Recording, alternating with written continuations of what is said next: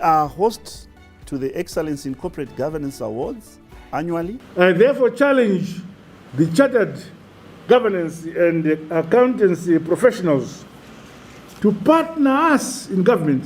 With the CIS qualification, it was quite a force to reckon with. If you talk of accounting, it's our institute and other institutes. We participated in a World Bank report. It's a very versatile qualification. And make sure you start that career that will catapult you into the world of commerce. To accountants doing different things. Well done. Thank you. Nkosi Sikeleli, Africa.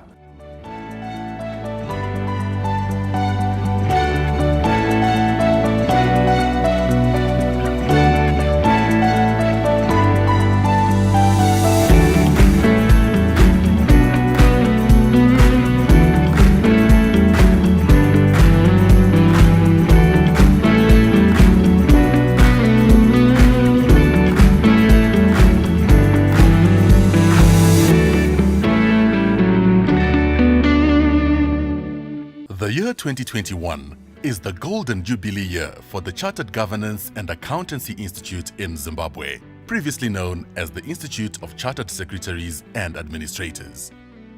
The institute was established in Zimbabwe on 1 January 1971 by means of the Chartered Secretaries Act. The year 2021 is also the year when the institute rebranded from the Institute of Chartered Secretaries and Administrators in Zimbabwe to the Chartered Governance and Accountancy Institute in Zimbabwe. My name is Taona Munjandi.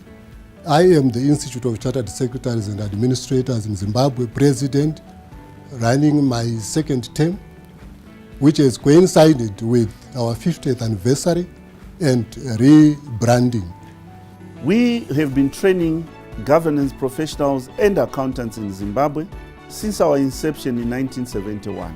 We have turned 50 years as of today, and this is the anniversary news that I bring to you, members, students, and stakeholders. We were founded as an Act of Parliament in Zimbabwe in 1971, and we fall under the Ministry of Justice, Legal and Parliamentary Affairs in terms of our enactment.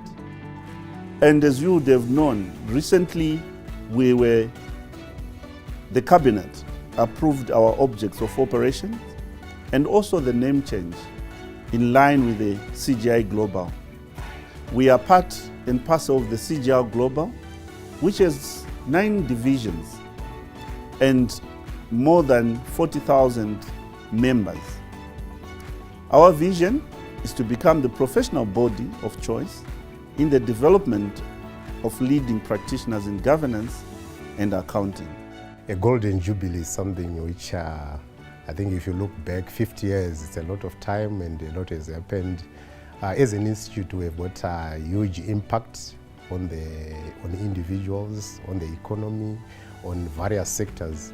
And collectively, or building up to the 50th anniversary, we have done a lot, we have introduced a lot. We are a force to reckon with in terms of accounting and governance. If you talk of accounting, it's our institute and other institutes. But if you talk of governance, we are the standout institute in terms of governance. So 50 years to me, it's a celebratory moment, and it came with the rebranding, because we now need to refocus, to reimagine, to take a new direction of what we are. It is well known for its Chartered Institute of Secretaries (CIS) qualification and for its expertise in corporate governance. So, how did this all begin?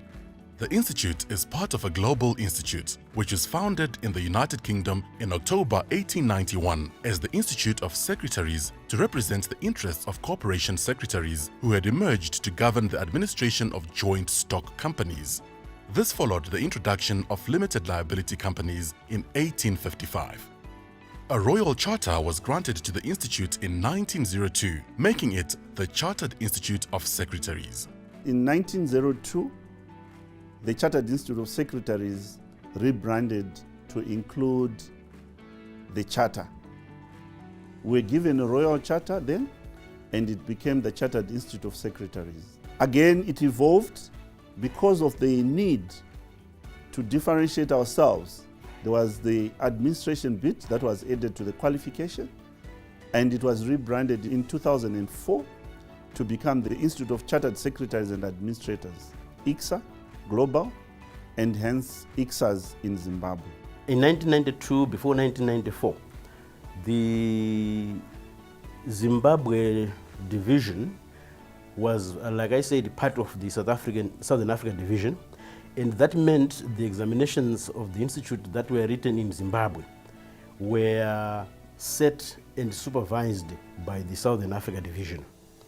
This was up until 1994, when Zimbabwe was given the ability to run its own examinations, and that started in 1994. In 1994, the Zimbabwe division, because it was now running its own examinations, now needed to come up with its own structures to be able to quality control the examination processes. That meant it now had to create what was called then the Education Committee, then the Education and Examinations Committee.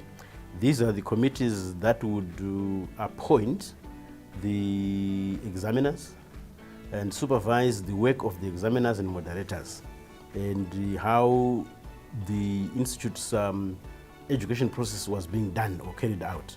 Later on, they also then created, the institute also then created the assessment review panel, which was specifically created to look at the examination processes.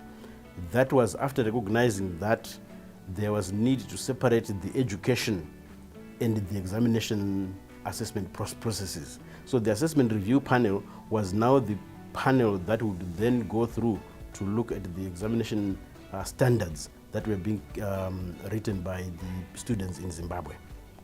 As you may appreciate, ICSA members or graduates of the institute are employed at senior levels in the market. Some are CEOs, chief executive officers. Some of them are managing directors. Some of them are finance directors. Some human resources directors. Some marketing directors, etc. And organizations like ZIMRA, when we talk about government, and Auditor General's offices, they have been manned by CIS qualified people. And as we speak, ZIMRA is led by a chartered secretary. And the Auditor General's office is being led by a chartered secretary. So the Institute has done a lot to help graduates to perform where they go. I've been involved with the association for a number of years. In 2009, I was invited to be a member of the Marketing and Strategy Committee, and in 2010 I became a member of the Marketing and Strategy Commission, and in 2011 I was invited onto Council of the Institute.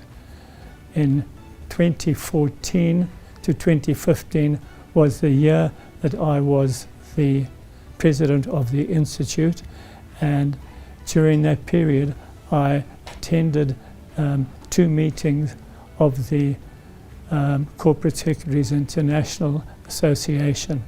The first one as the treasurer of the association, and in the second year I became president. Yeah, as a grandfather of the institution, I feel very proud to be associated with this happening. We will actually be there to support the institute. So I really say Makoro Koto, congratulations to the institute, and the recognition goes on and on. In 1909, a branch of the institute was established in South Africa, the first to be established outside the United Kingdom. In 1957, it became the Southern African division of the institute. The division included Zimbabwe. In 1970, the Chartered Institute of Secretaries merged with the Corporation of Secretaries, becoming the Institute of Chartered Secretaries and Administrators, ICSA for short. In January 1971, the institute was established in Zimbabwe as a statutory body through an Act of Parliament, the Chartered Secretaries Private Act. However, it still remained part of the South African-based Southern African Division. The Act prescribed the operations of the institute in Zimbabwe. the status of its members and its relationship with the government and world at large. As with the qualification, it was easy to blend in with what I was doing.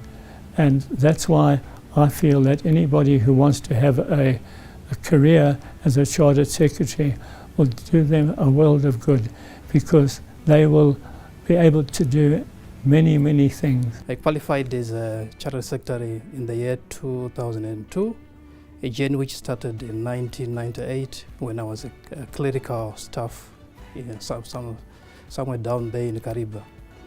The reason or the drive to do Chartered Secretary qualification was to do with the fact that Chartered Secretary qualification was the preferred qualification because of its entry points. It didn't actually exclude those who were coming from disadvantaged backgrounds, and also the Chartered Secretary institution or education system is competence-based, not academic. Competence-based, it deals with training someone for skills which are immediately transferable to the employer. I qualified in 2001 when I did my final examination, then graduated a year later. This qualification has been handy for me to the extent that it is without the recognition of this qualification, otherwise the board or the employer would not have even considered me for this role. Why the role is important is because its curriculum covers a wide range of areas. It covers issues of management, covers issues of accountability, covers issues of administration. Governance issues are also part of the curriculum that is provided by this qualification. The examination standards and the criteria for membership were and still are the same as those applied in the United Kingdom and elsewhere in the world where there is a division of the Institute. The Chartered Secretary CIS qualification has long been one of the most sought-after qualifications in Zimbabwe, valued not only because of the wide range of subjects that have to be passed to attain it and the professionalism associated with it, but because it is recognized anywhere in the world where the Institute exists. I qualified as a Chartered Secretary in 1989, and by those days one was supposed to major in certain fields, and I was majoring in company secretarial and general accounting. Came 2010 and 2011, I was the president of the Institute, and that is the year I managed to travel abroad to sister countries, seeking synergies with our sister institutes in those countries, and we managed to learn a lot towards accomplishment of our ethos as an institute. Come to the 50th anniversary, it's quite exciting to be part of the anniversary, where we see a migration from a Chartered Secretary into the Governance and Accountancy Institute, something which is very practical to the Zimbabwean side, because our professionals are mostly engaged in governance and accounting issues. This qualification of the ICSA qualification, I find it very, very valuable in that it multi-skills you, especially giving you adequate skills to deal with the emerging developments in business, especially now when we have a changing environment. As a company secretary, you are prepared to work in the boardroom in an advisory role. You are also prepared to lead an organization because you are given the various skills that you require in accounting, administration, and general management. I'm the Chief Executive Officer of the Pan-African Federation of Accountants. The Institute is a valued member of PAFA.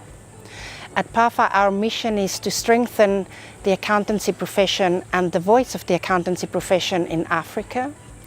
And working with the Institute, I have seen first-hand evidence of how the accountancy profession in a country such as Zimbabwe can champion change, and really can commend the Institute for their work. Being a member of PAFA means that they contribute to stronger professional accountancy organizations in Africa, and they are also part of Africa's voice in international platforms. Turning 50 is an amazing milestone. I can see it in the Institute, I can see it in their achievements over the past 50 years.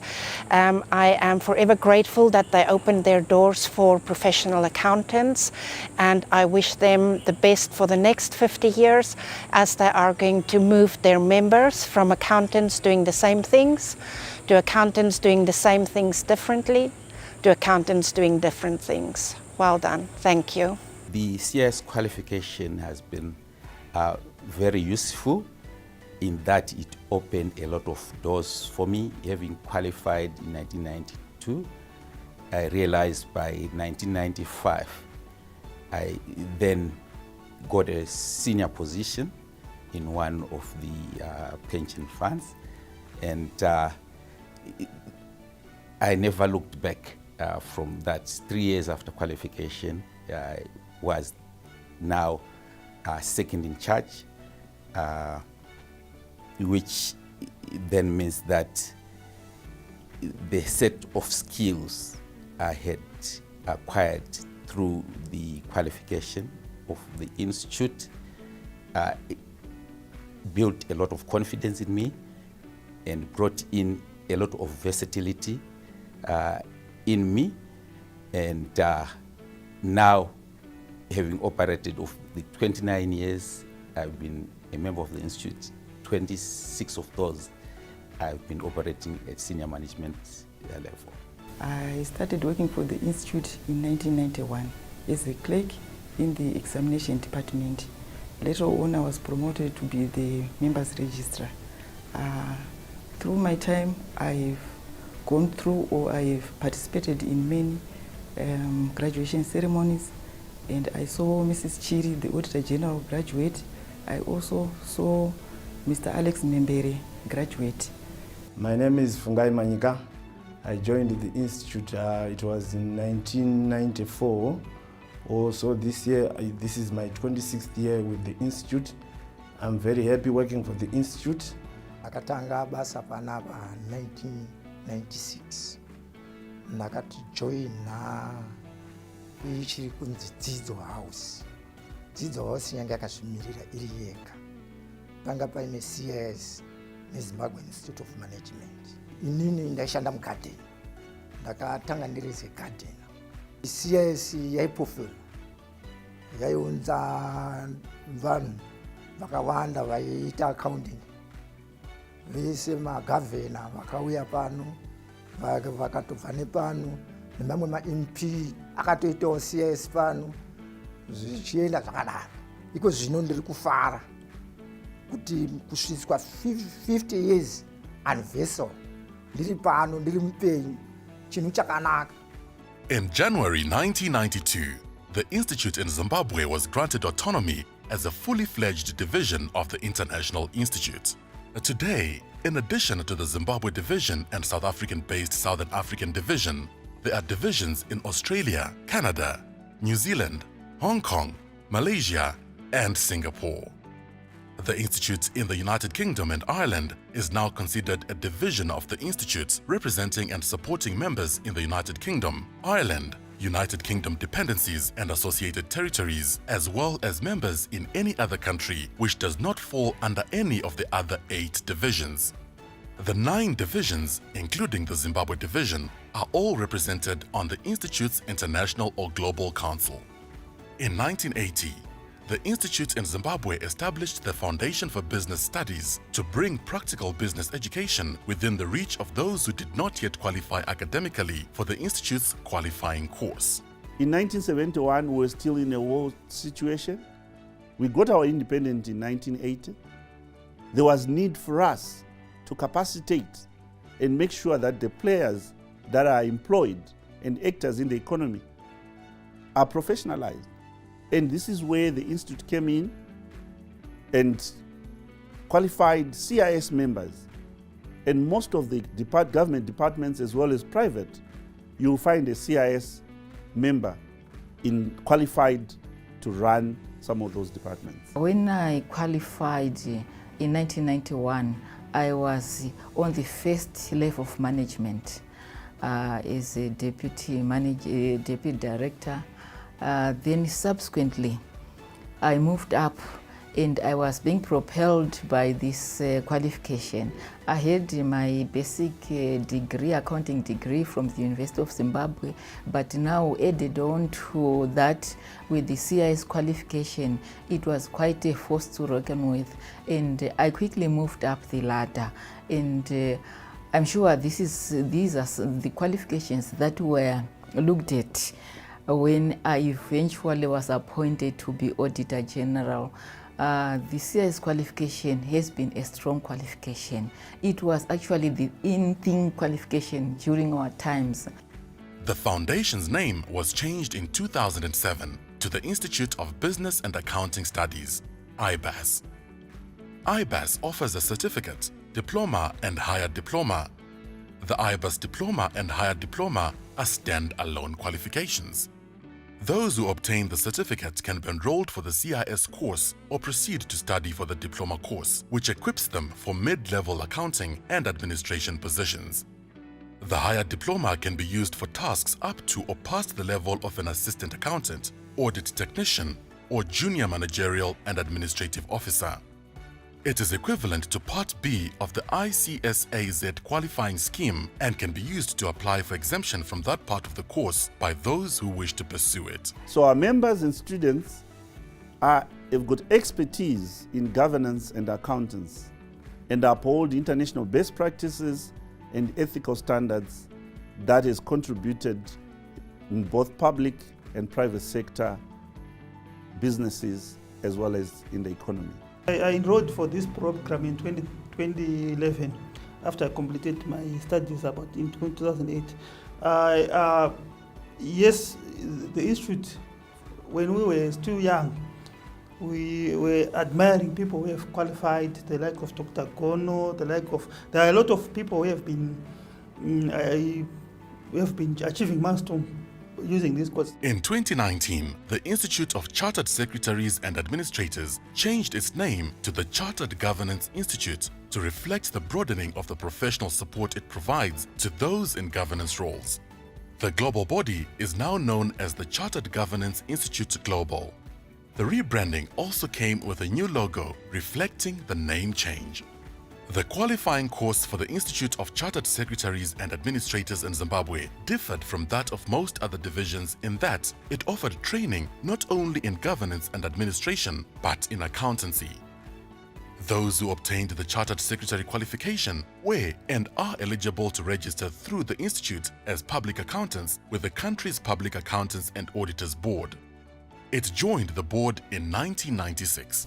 As chairman of the PAAB, which is the regulator of the accounting and auditing profession in Zimbabwe, we achieved quite a number of milestones.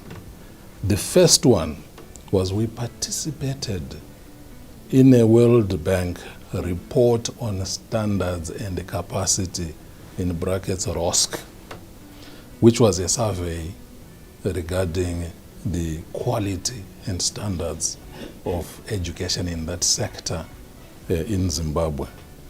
And arising from that survey, we secured as PAAB through the World Bank teaching materials for all universities offering accounting degrees or degree programs in Zimbabwe, while a special CPD for the lecturers was arranged at MSU.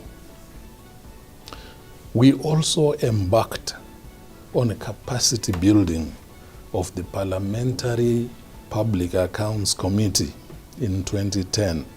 This was in collaboration with the Southern African Parliamentary Support Trust, and the first workshop was held in Kadoma, and these have been going ever since then. I am the Secretary of the Public Accountants and Auditors Board in Zimbabwe.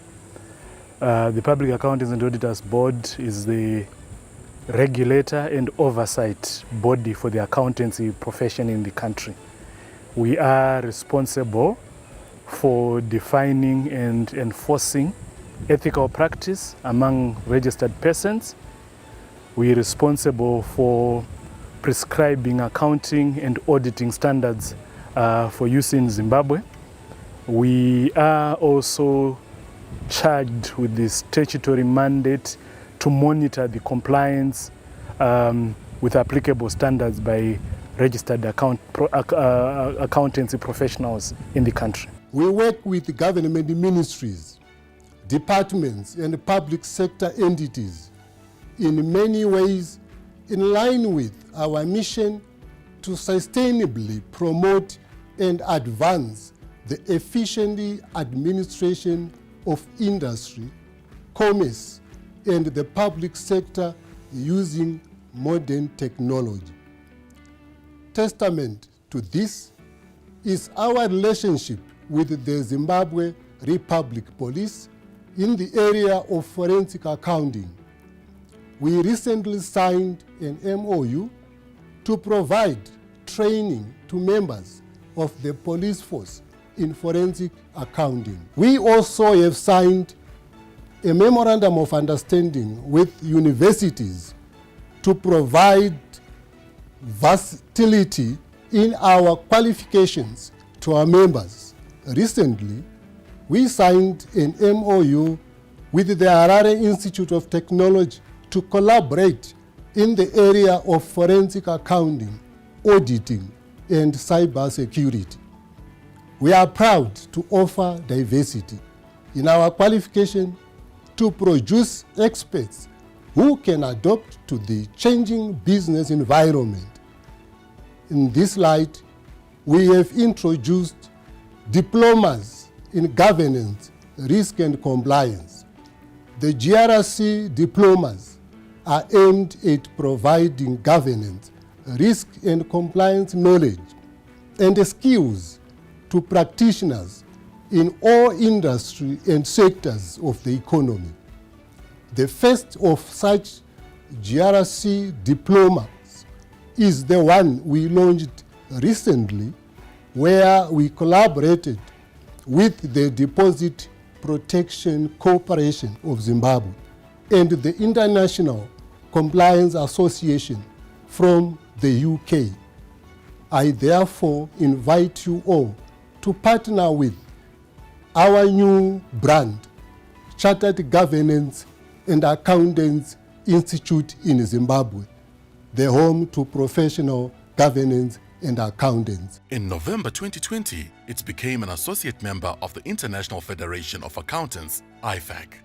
In view of the accountancy training it offers and its membership of IFAC, the institute in Zimbabwe decided to include accountancy in its name when it rebranded in 2021, in line with the rebranding of the Global Institute, and introduced specialization in either governance, risk and compliance, or accountancy in its qualifying scheme. It is therefore rebranded as the Chartered Governance and Accountancy Institute in Zimbabwe. It is quite interesting that the rebranding of the institute, the local institute, is coming at a very opportune time when we actually are celebrating our 50th anniversary as an institute. This is also following the rebranding that happened at International about the last 2 years. International was known as ICSA International, Institute of Chartered Secretaries and Administrators International. It has now rebranded to be the Chartered Governance Institute through a charter that was actually approved by Her Majesty the Queen in 2019. The rebranding is a culmination of work that was done, I think, in the past decade. It's actually a very long time, which was a recognition that the economies that were being served by the chartered secretaries were evolving or were changing. So the institute both at national and international level, recognized the need to adapt the institute or upgrade the institute so that it better meets the requirements of the day, which is the reason why, after all that painstaking work over the years, the institute internationally decided that they wanted to position the institute centrally as a governance body, which does a lot of other things, which include things like company secretaryship, accounting, administration, and so on. All these things feed into the corporate governance structure. And then, what it then did, it is, after recognizing that, it then created streams to meet the various requirements in terms of corporate governance, in terms of the specializations that are required in various divisions. So the Institute created basically two streams, a corporate governance stream and a risk management stream, and or an accounting stream for a country like Zimbabwe. This is mainly to deal with the issue that prevails in Zimbabwe, where the Chartered Secretary in Zimbabwe is more of an accounting player than elsewhere. But we still also have Chartered Secretaries in Zimbabwe who are doing the corporate secretary traditional work that is normally done by a Chartered Secretary. So we needed to recognize that, and that's when the two streams came through, and then also the need to change the name to better meet those requirements. From that perspective, this new name was created. And it is that new name that has created the rebranding that we are now talking about. We are members. It is our institute. And when we see it doing a good thing like the rebranding that is taking place, we really feel good because it's promoting us, it's advertising us, it's putting us on the market where we are supposed to, because on the practical ground, we are the people. I'd like to offer some perspectives on the local and international standing of the Chartered Governance and Accountancy Institute of Zimbabwe. At the local level, the Institute in Zimbabwe has a very long and a very proud 50-year history now of helping to improve the skills of the workforce in Zimbabwe. The Institute is in fact the professional home of governance practitioners with a high level of competence in business administration, general management, accountancy, company secretaryship, taxation, and corporate governance, with many of the Institute's members occupying very senior positions in both the private and public sectors of the economy. Importantly, the Zimbabwe division also plays a vital role in the business community, in particular by helping to fight crime and corruption through teaching and advocating the internationally recognised principles and practices of good governance. This is really vital work. International experience shows us that if people have access to the necessary skills, knowledge and training, improving governance standards and outcomes becomes that much more achievable for the benefit of society as a whole. I'd like to just touch on some very pertinent, I think, recent examples of where the Zimbabwe division skills and training work have been put into practice in this regard. The first being the signing of a memorandum of understanding with the Zimbabwe Republic Police for the provision of training in various areas, including governance and accounting. And secondly, another recent contract to work with the Zimbabwe Anti-Corruption Commission to assist them to increase the professional skills of their workforce. These and similar achievements are all very important steps to improve the underlying fabric of governance and business standards. At the international level, the Zimbabwe division is an important member of the Global Chartered Governance Institute, which has in fact 9 divisions around the world. Its membership numbers now over 38,000 members, and those members are similar to the members in the Zimbabwe division. over and above that formal membership base, we have tens of thousands of additional followers who are on with us on the governance journey through social media and other thought leadership channels. And the Zimbabwe division is very much part of this international family. The whole point of an international family is to interact with each other, to share knowledge, to share learnings, and to not make the same mistakes that others may have made in the past, to learn from each other, and in effect to make sure the whole is greater than the sum of the parts. The Zimbabwe division, through its international role with the Chartered Governance Institute, is in a position to access a great range of intellectual property, which includes internationally developed training programs, best practice guides, and formal qualifying programs for governance practitioners.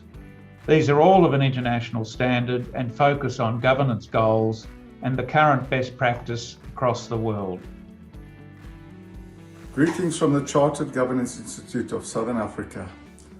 We wish you all the best on your Golden Jubilee. It's been an important 50 years.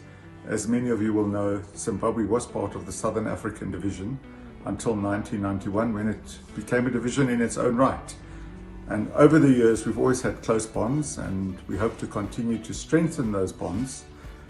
We know many of your students and members have come to live and work in South Africa, and we've always welcomed them with open arms. They are important members of our institute here in South Africa. We wish you all the best for the future. I'd like to end off with words of our national anthem, Nkosi Sikeleli Africa, God bless Africa and guide her people. Thank you. Those who specialize in governance, risk and compliance use the initials CGP, standing for Chartered Governance Professional, after their name, while those who specialize in accountancy use the initials CGPA, standing for Chartered Governance Professional Accountant. In addition to its corporate governance professional qualification tuition, for which is offered at various colleges, the Institute runs two other training programs, namely the Diploma in Forensic Accounting program, which it introduced in 2017, and the Public Sector Accounting program, which it launched in 2019. ICSAS, which is now CGI Zimbabwe, was one of the two professional accountancy organizations that were selected to run pilot schemes of this public sector professional accountancy program. And the ICSAS program was actually formally launched in April 2019 by the Minister of Finance and Economic Development. So the professionalization of the public sector accountancy is therefore a project which is still underway right now as we speak. Of course, being a public sector issue, it brings into account the Public Service Commission. So they've come on board, and we really look forward to a time when the accounting in the public sector will move to what is called accrual-based accounting, so that you look at the total picture of government expenditure, not just of what has been paid for, which is the current accounting system on a cash basis. When I joined in 2019, I joined on the 14th of January. On the 24th of January, we then launched the Diploma in Forensic Accounting with the police. On the 1st of April, we also launched the Public Sector Accelerated Route Qualification that seeks to professionalize senior servants in government. It was a program that was run by IFAC, FIG, as well as PAAB. In 2013, it introduced the Excellence in Corporate Governance Awards, which take place annually to encourage excellence in corporate governance. The awards have expanded from initially covering only listed companies to encompassing awards for banking institutions and for state enterprises and parastatals. We are host to the Excellence in Corporate Governance Awards annually. We also promote good governance in all sectors of our economy through our capacity building, where we actually graduate champions of governance and with a chartered status. I am in the part of the corporate governance panel, and within that panel, I chair the adjudication committee for the Excellence in Corporate Governance Awards. These awards are the most prestigious awards, corporate governance awards in Zimbabwe, and our aim as an institute was to make sure that we make a huge contribution in terms of improving corporate governance, both in the private and in the public sector. The ECG Awards were introduced in 2013, and this was in partnership with the Securities and Exchange Commission as well as with the Zimbabwe Stock Exchange. And the inaugural awards in 2013 had categories for Zimbabwe Stock Exchange listed companies only. Then in 2014, the categories for the banking institutions were introduced, and this was done in partnership with the regulator for that sector, which is the Reserve Bank of Zimbabwe. I sit in a number of committees, the Legislation and Technical Committee, the Membership Committee, which I also chaired, and also which is on the main agenda of the Institute, the Corporate Governance Awards, and I became the chair of that Corporate Governance Awards. Whilst I was the chair of the Corporate Governance Awards, I managed to bring in Marvin King, which people thought it's really a hard task, but we managed to bring in and did a presentation at our awards, which marks the calendar of the institute. It also has a Chartered Secretary of the Year award, which is presented at a formal banquet at the end of the Institute's annual conference, which is held each year in the scenic settings of either Victoria Falls or Nyanga. The Institute elects a new council at its annual general meeting. It has branches in Harare, Bulawayo, Mutare, Midlands, and Masvingo. I lead the Mutare branch, and the branch committee is involved in organizing activities for members and also marketing the institute to the generality of the students in Manicaland, so that as they pursue their studies, they will also prioritize the institute. I am the leader of the branch committee, yes, and it is our responsibility to arrange branch meetings. So we also arrange CPDs, which is continuous professional development programs for our members at the branch. So we invite speakers from industry and commerce, from the academia, etc., etc. So we try to find challenges that people are meeting in industry, and then we invite specific people to come and give speeches on those particular challenges. Being an institute, we want to ensure that our standards, our professional standards, are met. So being the branch committee chairperson and with the branch committee, we are also involved in terms of monitoring exams. Our team also attend and see how the invigilations are going on. I'm the current branch chairman for the Bulawayo chapter. As a chapter, we organize meetings for the executive at provincial level, and we also organize some workshops, CPDs, that is continuing professional development for members. We invite speakers working together with the Secretariat for the Institute. We also represent the Institute at provincial level whenever we are invited to. My CIS was full-time in the UK at Hull College. That's where I started my CIS and completed it. I was awarded associateship in 1980.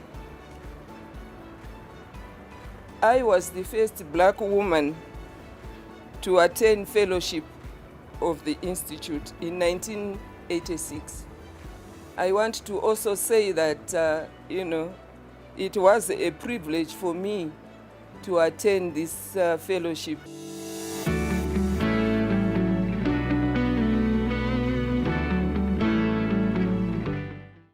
I am pleased to be officiating at this event as you, the members of the Chartered Governance and Accountants Institute of Zimbabwe, celebrate your 50th anniversary and mark the 130th anniversary of the Global Chartered Governance Institute. The theme of this year's conference, and I quote, reset, reignite, rejuvenate, reinvigorate towards Vision 2030, governance and accounting. Professionals are challenged. It is equally a jubilant occasion following the renaming of the Institute of Chartered Secretaries and Administrators to the Chartered Governance and Accountants Institute in Zimbabwe. The administration of the Institute as an associate member of the International Federation of Accountants is also a milestone worth celebrating. The development has resulted in the expansion of your mandate to now encompass both corporate governance and accountancy. I therefore challenge you to effectively play your professional role and provide strategic oversight within your sector, respective organizations, and the nation as a whole, as we all accelerate national economic development in our beloved country, Zimbabwe. This is imperative, more so, that this 2021 Corporate Governance and Accountants Institute's annual conference comes at a time when Zimbabwe is enjoying brighter socio-economic prospects. These are a result of the positive and the far-reaching impacts of my government's multi-pronged reforms across all sectors, leading to the stabilization of our economy. Notwithstanding the domestic and the global challenges due to the COVID-19 pandemic, we are registering successes under that kind of environment. This has culminated in the reorganization of supply chains, setting up of remote operations, and implementation of bold financial decisions, among other actions. Some decisions may be painful, but if they are correct, the pain should be undertaken. The governance and accounting professionals are urged to ensure sustainable development, increase the production and productivity, efficient use of resources, and ultimately durable economic growth and prosperity. I want to repeat the aspect of efficient use of resources. This is where your skills and expertise and competencies come to assist this country to develop, this country to use its resources properly, efficiently, that this country will have value for its money, that this country should not waste resources. With the people, with the skills which you have, the pace of development in this country will be increased. We need to develop a new culture where each one of us, and in particular yourselves, in this profession, you should be remembered when you are dead for having been patriotic by pointing out the weaknesses of government and the private government. Not to be remembered for advising how to hide corruption because you are experts in accounting. The new culture and work ethic of the Second Republic must give impetus to the governance and the accounting professionals to build better for more resilient companies and institutions. Our national determination and the culture of adaptability to date is a demonstration that in unity, peace and harmony, we can achieve seemingly impossible development targets. And to achieve that, I'm now convinced that we in the public sector must embrace the competencies and expertise which you people have in order that the resources of the nation which are at our disposal are properly utilized. Going forward, as a profession, you are challenged to expand your horizons and take up the weighty responsibility of consolidating on the gains we have so far achieved, always informed by national interest rather than company or individual interest. Distinguished delegates, some of the hallmarks of my administration include entrenching democracy and constitutionalism, as well as upholding the rule of law, transparency and accountability, and fighting corruption. Emphasis should be on moving forward with clarity and a continued relevance in ever-changing national and global realities of our times. Through focusing on efficiency, flexibility, agility, but proper agility, and the building resilience, you can also play your part in ensuring that Zimbabwe does not experience COVID-19 induced economic growth slippages. Let us all play our part in maintaining the upward economic growth and trajectory which we're experiencing. Meanwhile, I commend the Chartered Governance and Accountancy Institute in Zimbabwe for taking bold steps and embarking on public sector accountancy capacity building programs. These efforts are appreciated and include the ongoing working memoranda with the Zimbabwe Republic Police to train their officials and those from the Zimbabwe Anti-Corruption Commission in forensic accounting, auditing, and cyber security. Such collaboration will go a long way to strengthen our public institutions to efficiently and effectively deliver on our respective mandates. For some reason, I had forgotten how important you were since 1996. But from today, my attention and the eyes are now on you.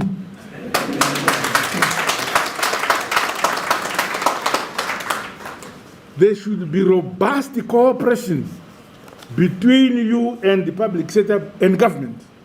You should be able to tell us what legislation, what laws we should make to create your environment safe and be promotive of efficiency, accountability, and transparency. The fight against corruption and the promotion of good corporate governance also augments efforts of my administration towards enhancing the doing business environment. We stand committed to maintaining a track record of credible policy implementation.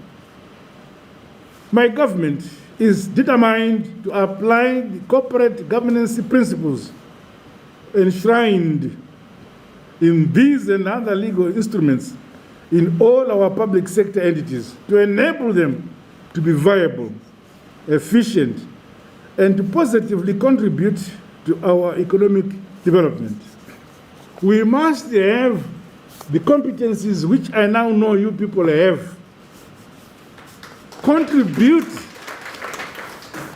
to advising us as to the quality of expertise needed to do a particular job. I therefore challenge the chartered governance and accountancy professionals to partner us in government as catalysts and help boards of public entities to adopt and implement good corporate governance principles. You should demonstrate your role as trusted advisors by also ensuring the success of our National Development Strategy 1 and the devolution and decentralization agenda, which is designed not to leave anyone behind or any place behind. Your unique position enables you to make a positive contribution to our economic development at all levels of our governance architecture. I want to conclude by once again wishing you a happy 50th anniversary and encourage you to redouble your participation in our economic development. And now, with these remarks, it is now my privilege and honor to declare the 2021 Annual Conference of the Chartered Governance and Accountants Institute of Zimbabwe officially opened. God bless you all. God bless Zimbabwe.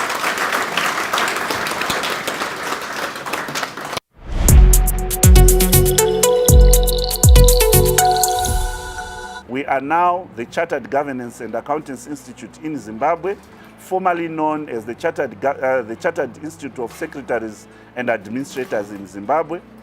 As you would have seen, our logos have changed. We are predominantly blue in color, and the big G represents the governance arena that we are championing. And like we said in our preview, that the Institute of Governance and Accountants in Zimbabwe is the only institute that has got chartered status in governance as a royal charter of the UK.